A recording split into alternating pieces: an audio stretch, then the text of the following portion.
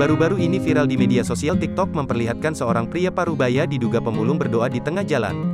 Video seorang pria parubaya yang membawa gerobak barang rongsokan mendadak viral membuat warganet terenyuh melihat sang pemulung bersujud sambil berdoa di tengah jalan.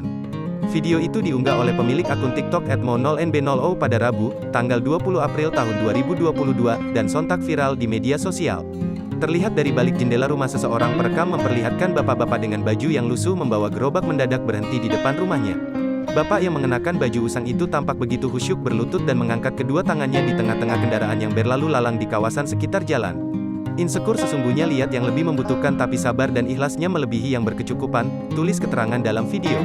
Usai berdoa, bapak tersebut kemudian melanjutkan perjalanannya dengan menarik kembali gerobaknya yang dililiti kain ke lehernya. Melihat pemandangan seorang pemuling di depan rumahnya itu, hati perekam ikut merasa terharu.